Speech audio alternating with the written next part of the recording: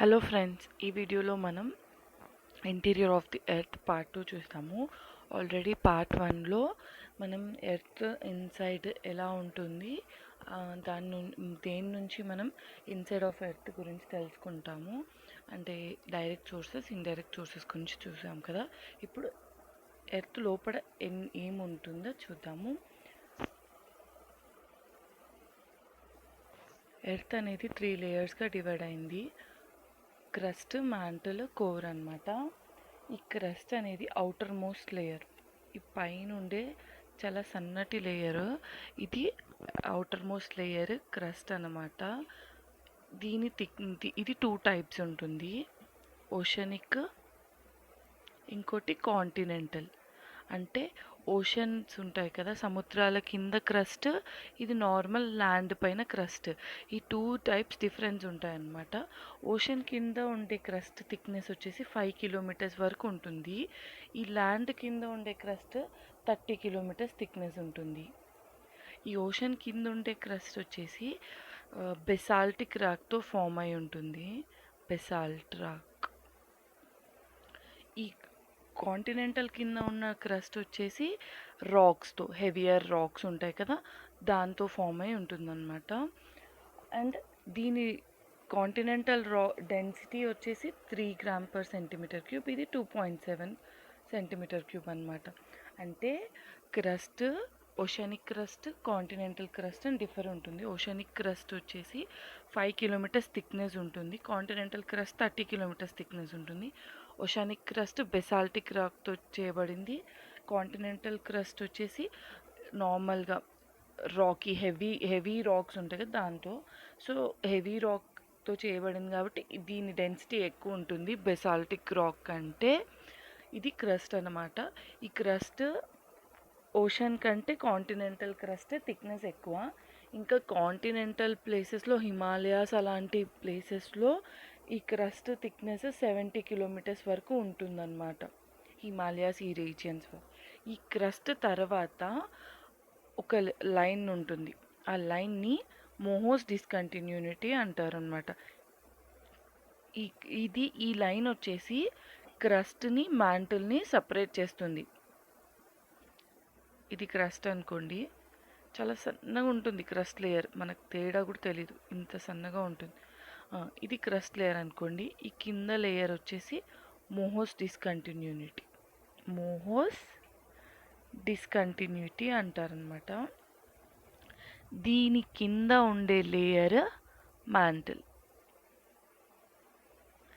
ఈ మ్యాంటిల్లో పైన ఒక లేయర్ ఉంటుంది, ఆ లేయర్ని ఆస్థెనోస్పియర్ అంటారు. అప్పర్ మ్యాంటిల్ని ఆస్థెనోస్పియర్ అంటారు. ఎందుకంటే ఇది కొంచెం వీక్గా ఉంటుంది. ఆస్థెనో అంటే వీక్ అని అర్థం. మ్యాంటిల్లో అప్పర్ లేయర్ని ఆస్థెనోస్పియర్ అంటారు. ఆస్థెనో అంటే వీక్ అని అర్థం.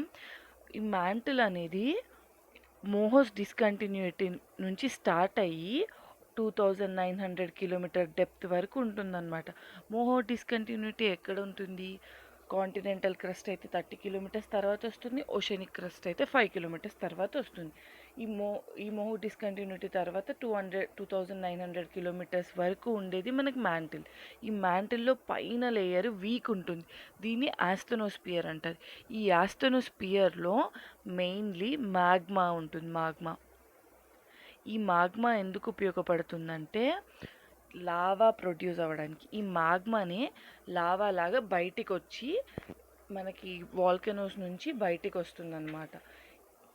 ఈ ఆస్థెనోస్పియర్ డిస్టెన్స్ ఎంత ఉంటుందంటే 400 కిలోమీటర్స్ ఉంటుంది. మొత్తం మ్యాంటిల్ 2900 కిలోమీటర్స్లో అప్పర్ లేయర్ 400 కిలోమీటర్స్ని ఆస్థెనోస్పియర్ అంటారు. ఈ మ్యాంటిల్ ఉంది కదా, దీని డెన్సిటీ వచ్చేసి 3.4 అన్నమాట. క్రస్ట్ మ్యాంటిల్ది 3.4. సో ఈ అప్పర్ లేయర్ మ్యాంటిల్ని, క్రస్ట్ని కలిపి లిథోస్పియర్ అంటారు. సో ఇక్కడ సాలిడ్ మ్యాంటిల్ ఉంటుంది కదా, అప్పర్ మోస్ట్ లేయర్ అనమాట. ఈ ఆస్థెనోస్పియర్ అనేది కొంచెం లిక్విడ్ స్టేట్లో ఉంటుంది. మాగ్మా అనేది లిక్విడ్ స్టేట్ కదా, లిక్విడ్ స్టేట్. ఈ మాగ్మా పైన ఒక సన్నటి లేయర్ ఉంటుంది, మ్యాంటిల్ది. ఈ మ్యాంటిల్ దీనిపైన ఉన్న క్రస్ట్ ఈ రెండింటిని కలిపి లిథోస్ఫియర్ అంటారనమాట.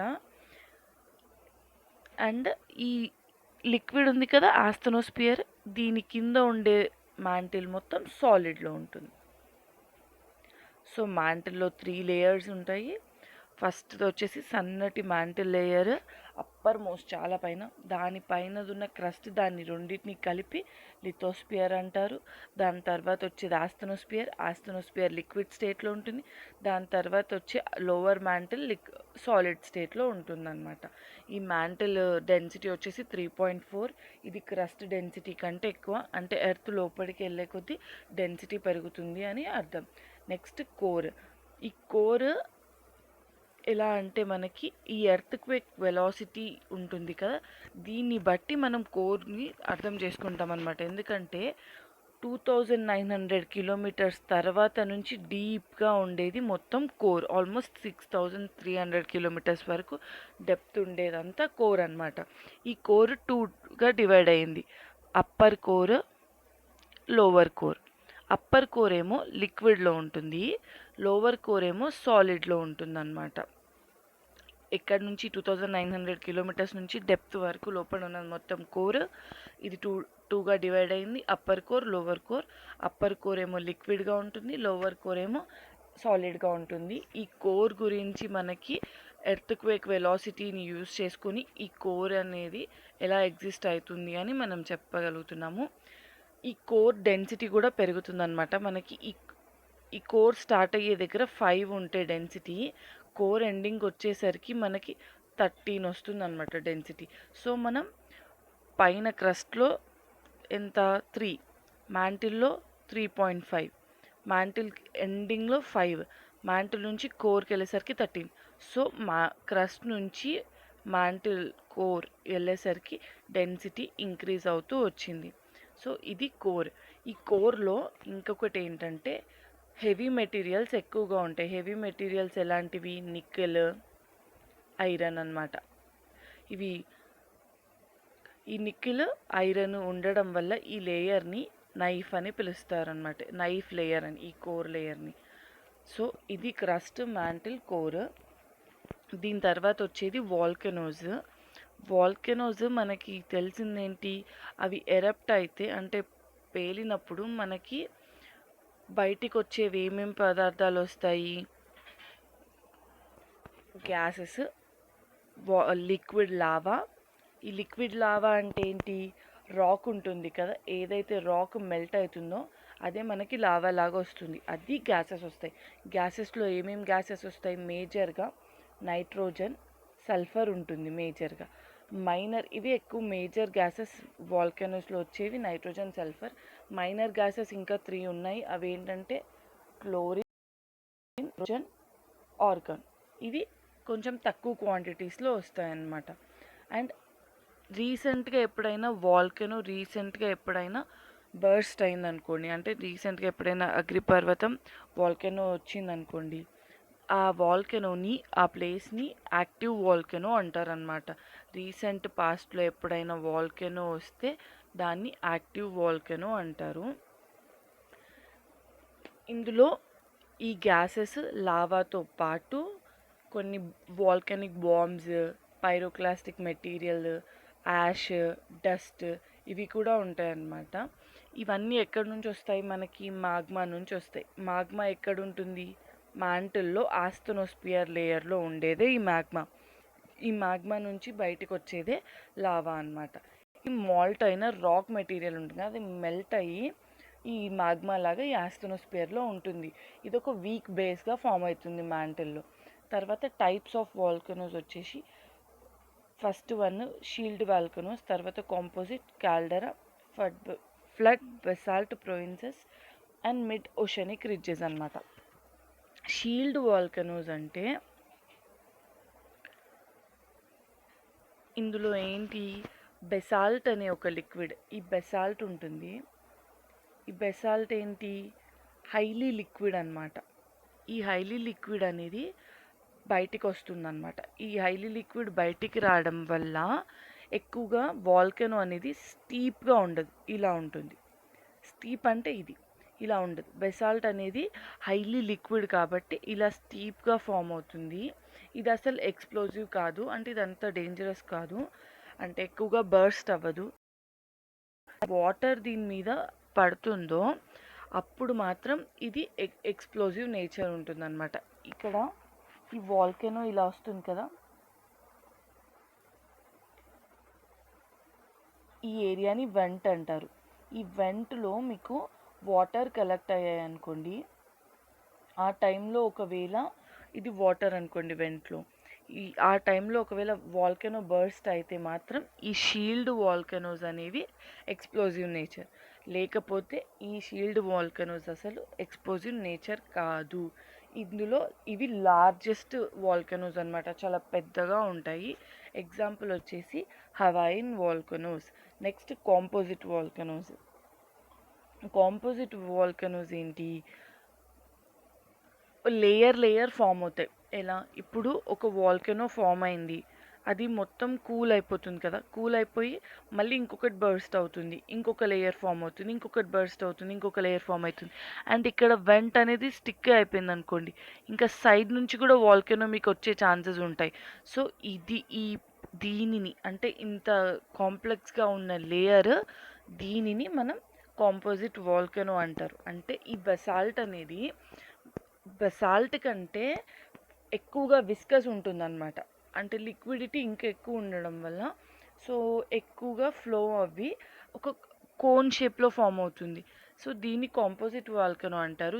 ఇది ఎక్స్ప్లోజివ్ నేచర్. దీంట్లో పైరోక్లాస్టిక్ మెటీరియల్, యాషెస్ కూడా వస్తాయన్నమాట. ఇవన్నీ మెటీరియల్స్ ఎక్కడ నుంచి వస్తాయంటే, ఇందాక చెప్పా కదా ఇలా వెంట్ ఫామ్ అవుతుందని వాల్కెనో దగ్గర, ఈ వెంట్ నుంచి మీకు ఈ వాల్కెనోలో ఇది వెంట్ అనమాట. ఈ వెంట్లో ఇవన్నీ వచ్చి అక్యుములేట్ అయ్యి మీకు కాంపోజిట్ వాల్కెనో లాగా ఫామ్ అవుతుంది అనమాట. ఫర్ ఎగ్జాంపుల్ ఇవన్నీ బయటికి వచ్చాయనుకోండి,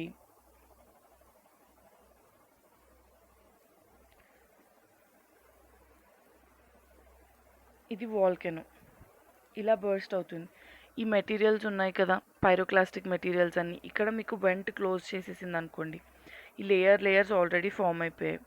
అప్పుడు మీకు సైడ్ నుంచి కూడా కొన్ని వాల్కెనో స్టార్ట్ అవుతాయి అన్నమాట, ఇక్కడ మీకు స్ట్రిక్ట్గా క్లోజ్ అయిపోవడం వల్ల. సో ఇది ఈ పిక్చర్లో ఉన్నట్టు దీన్ని కాంపోజిట్ వాల్కెనో అంటారు.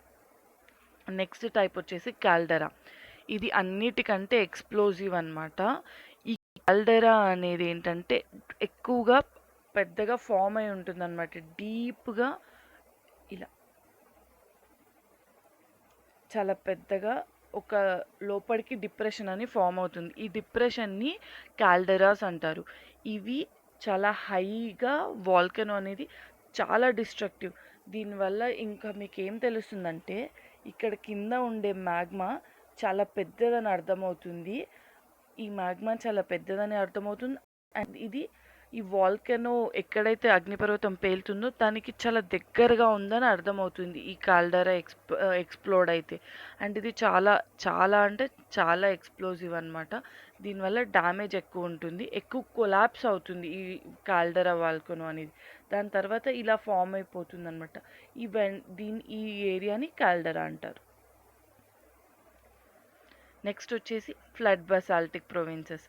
ఇదేంటంటే హైలీ ఫ్లూయిడ్ లావా ఉంటుంది కదా, ఇది చాలా long distance, highly fluid, viscosity ఎక్కువ ఉందనుకోండి, అంటే ఫ్లూయిడిటీ ఎక్కువ ఉందనుకోండి, చాలా లాంగర్ డిస్టెన్స్ ట్రావెల్ చేయగలుగుతుంది అనమాట. అలా ట్రావెల్ చేస్తూ ఎన్నో కిలోమీటర్స్ కూడా, ఆల్మోస్ట్ 1500 కిలోమీటర్స్ అలా ట్రావెల్ చేసినవి కూడా ఉన్నాయి, థౌజండ్స్ కిలోమీటర్స్ ట్రావెల్ చేసినవి కూడా ఉన్నాయి.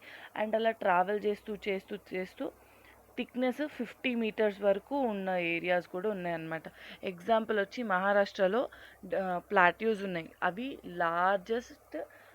లార్జర్ ఫ్లడ్ బసాల్ట్ ప్రొవిన్స్ అనమాట మన ఇండియాలో. దీనికి ఎగ్జాంపుల్ డెక్కన్ ట్రాప్స్ అనమాట.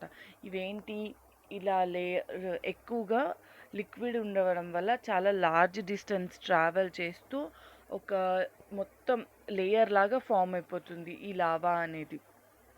50 మీటర్స్ థిక్నెస్ వరకు ఉంటుంది. ఇవి డెక్కన్ ట్రాప్స్లో ఉన్నాయన్నమాట. మహారాష్ట్ర ప్లాటీ ఉంది కదా, ఈ ఈ ఏరియాలో ఉన్న రాక్స్ అన్నీ ఇప్పుడు లార్జర్ ఫ్లడ్ బసాల్టిక్ ప్రావిన్స్ నుంచి వచ్చిందనమాట. ఇది లార్జర్ ఏరియాని కవర్ చేస్తుంది ఈ ఫ్లడ్ బసాల్ట్, హైలీ ఫ్లూయిడ్ కాబట్టి. Next last mid oceanic ridges. ఇదేంటి, ఇవి ఓన్లీ ఓషన్స్లో అనమాట. ఈ ఓషనిక్ ఏరియాలో అక్కరయ్యే వాల్కెనోస్ ఉన్నాయి కదా, దీన్ని మిడ్ ఓషనిక్ రిడ్జెస్ అంటారు. ఇది ఆల్మోస్ట్ 70,000 కిలోమీటర్స్ అంత లాంగ్ చైన్ అన్నమాట ఇది ఓషన్ బేసిన్లో. ఈ ఈ ఈ వాల్కెనోస్లో ఎప్పుడు ఎరప్షన్ జరుగుతూనే ఉంటుంది. ఎక్కువగా ఇట్లా వాల్కెనోస్ అన్నీ ఉన్నాయనుకోండి, ఇది ఓషన్ అనుకోండి, ఎక్కువగా సెంట్రల్ పార్ట్లో మీకు ఎరప్షన్స్ అనేవి ఎక్కువగా జరుగుతుంది. ఈ ఓషనిక్ రిడ్జెస్ గురించి నెక్స్ట్ చాప్టర్లో ఇంకా క్లియర్గా మెన్షన్ చేసింది, అక్కడ చూస్తాము. సో ఇవి మిడ్ ఓషనిక్ రిడ్జెస్. ఇలా shield volcanoes, composite, caldera, flood basalt province, mid oceanic ridge volcanoes, ఇవి 5 టైప్స్ అన్నమాట. దీని తర్వాత ఈ వాల్కెనోస్ ఫ్లో అయ్యి ఈ లావా అనేది లేయర్ లాగా ఫామ్ అయిన తర్వాత సాలిడిఫై అవుతుంది. సో కూల్ అయిన తర్వాత సాలిడ్ లాగా మారుతుంది. మారినాక మనకి రాక్స్ ఫామ్ అవుతాయి కొత్తగా. ఈ రాక్స్ని ఇగ్నీషియస్ రాక్స్ అంటారు. ఏం రాక్స్ అంటారు? Igneous rocks. సో ఈ లావా బయటికి వచ్చి సాలిడిఫై అయ్యాక ఫామ్ అయ్యే రాక్స్ని ఇగ్నీషియస్ రాక్స్ అంటారు. ఈ ఇగ్నీషియస్ రాక్స్ 2 టైప్స్ ఉంటాయి. ఫస్ట్ వన్ వాల్కానిక్, సెకండ్ వచ్చేసి plutonic. So first one volcanic, second one plutonic. Volcanic అంటే లావా సర్ఫేస్ పైకి వచ్చాక కూల్ అవుతుంది, దాన్ని వాల్కానిక్ రాక్స్ అంటారు. ప్లూటోనిక్ రాక్స్ అంటే లావా క్రస్ట్ లోపల ఉన్నప్పుడే, అంటే మ్యాంటల్ నుంచి బయటకు వస్తూ క్రస్ట్ లోపల ఉంటుందిగా, అంటే మనకి నేలపైకి రాకముందే ఒకవేళ సాలిడ్ అయితే దాన్ని ప్లూటోనిక్ రాక్స్ అంటారు. ఈ ప్లూటోనిక్ రాక్సే ఇంట్రూజివ్ ఫార్మ్స్ అన్నమాట.